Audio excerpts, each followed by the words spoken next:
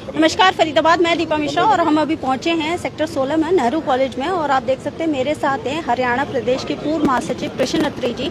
और आपको बता दें, ये लगातार यहाँ के स्टूडेंट्स की आवाज़ उठाते रहे हैं, जिसके चलते कहीं ना कहीं इनको आंखों में खटके ये और इन्हें सस्पेंशन लेटर पकड़ा दिया करेगा। बात करेंगे इनसे। जी सर जी, क्या हुआ आज, क्या था मामला?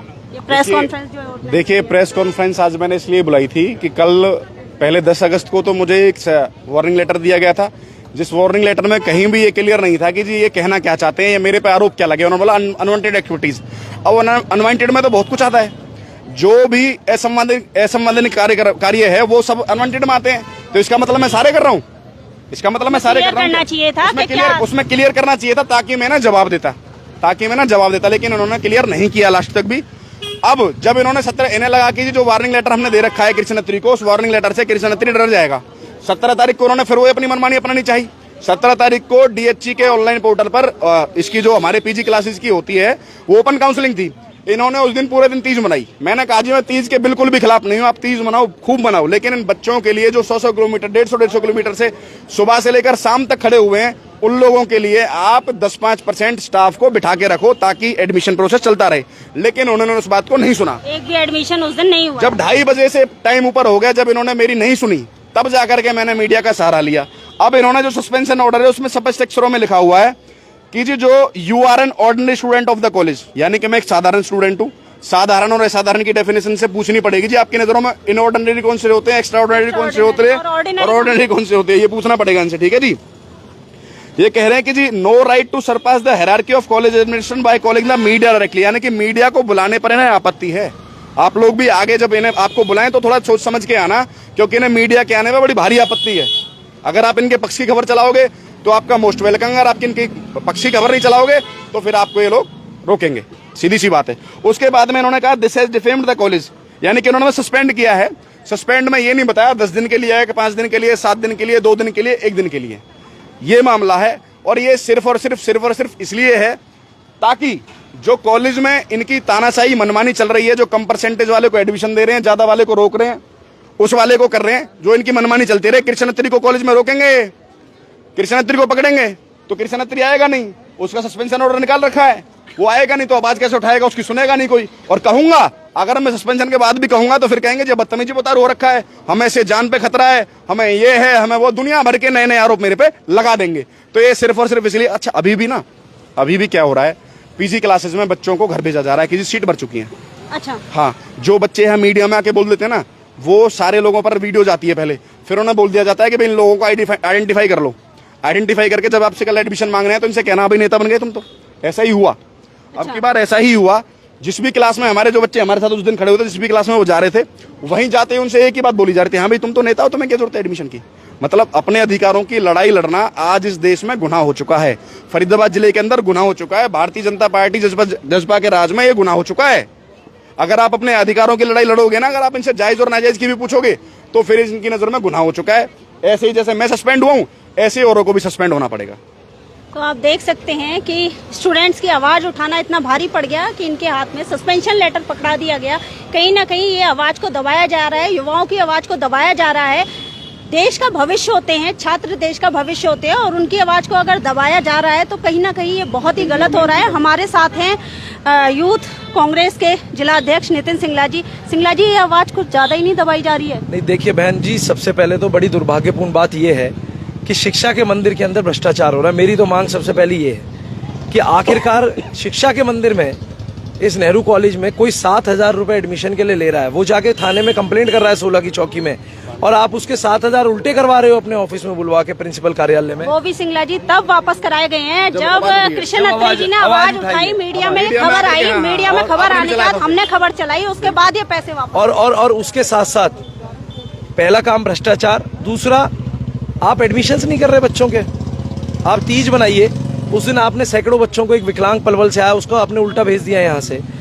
तीसरी बात, कॉलेज के अंदर पीने का पानी नहीं है, क्लास में बैठने के लिए सीट नहीं है, क्लासेस टीचर्स नहीं लगा रहे।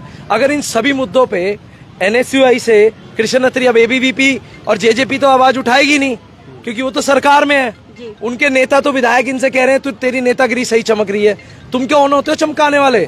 तुम तो फैक्ट्री इंडस्ट्री चला के यहाँ पे आके विधायक बन गए हो।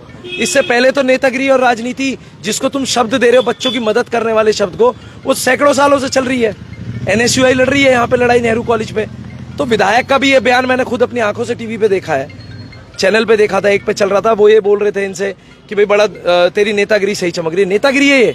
यहाँ पसीने बहाना, यहाँ बच्चों की लड़ाई लड़ना, बच्चों की आवाज उठाना नेतागिरी है? ठीक है, हम आज कृष्ण अत्री को माइनस कर देते हैं, फिर तो भगवान भरोसे चलेगा कॉलेज, और चल ही रहा है। लेकिन मैं आपको बता दूं, ये चीज नेहरू कॉलेज में बिल्कुल बर्दाश्त नहीं की जाएगी। अगर आप ये सोचते हो कि इसको सस्पेंड करने से बात बन जाएगी, ऐसे 100 कार्यकर्ता कृष्ण अत्री के पीछे खड़े हैं। पूरी यूथ कांग्रेस खड़ी है, महिला कांग्रेस खड़ी है, सेवा दल खड़ी है, बड़ी कांग्रेस खड़ी है, चौधरी उदयभान जी खड़े हैं, चौधरी दीपेंद्र जी खड़े हैं, भूपेंद्र सिंह हुड्डा जी खड़े हैं, और एक एक कार्यकर्ता कृष्ण अत्री के साथ इस कॉलेज की लड़ाई में खड़ा है।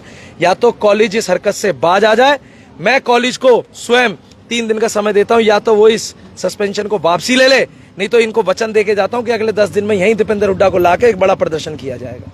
तो आप देख सकते हैं फरीदाबाद, जो लोग देर से जुड़े हैं उन्हें बता दें, कृष्ण अत्री जी जो NSUI के पूर्व प्रदेश महासचिव हैं, उन्हें सस्पेंशन लेटर दिया गया है, जिसको देखकर कहीं ना कहीं आप देख सकते हैं छात्रों में आक्रोश है। छात्र भारी संख्या में यहाँ पे इकट्ठे हुए हैं, और नितिन सिंगला जी ने ये अल्टीमेटम दिया है कि 3 दिन के अंदर ये सस्पेंशन लेटर या तो वापस लिया जाए या फिर एक बड़ा प्रदर्शन यहाँ पर होगा।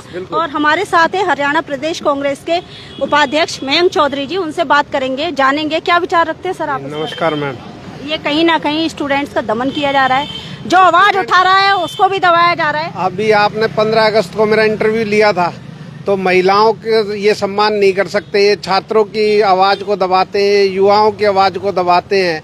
तो कोई एक आदमी ऐसा बताओ आप मेरे को, कोई एक वर्ग ऐसा बताओ कि जिसका ये समर्थन करते हो, जिसके ये आवाज को ना दबाते हो, जो आंदोलनकारी ना हो इस सरकार में। पहलवान इस सरकार में आंदोलनकारी हैं, सरपंच इस सरकार में आंदोलनकारी हैं, छात्र इस सरकार में आंदोलनकारी हैं, किसान है, युवा है, नौकरी के लिए बेरोजगारी कितनी चरम सीमा पर है। तो आपको मैंने 15 अगस्त को भी बताया था कि अनपढ़ रहेंगे तभी तो भक्त बनेंगे। तो ये छात्रों की आवाज कृष्ण अत्री जो है वो कृष्ण अत्री नहीं है, पिछले 8 साल से वो छात्रों की आवाज है, फरीदाबाद के छात्रों की आवाज है।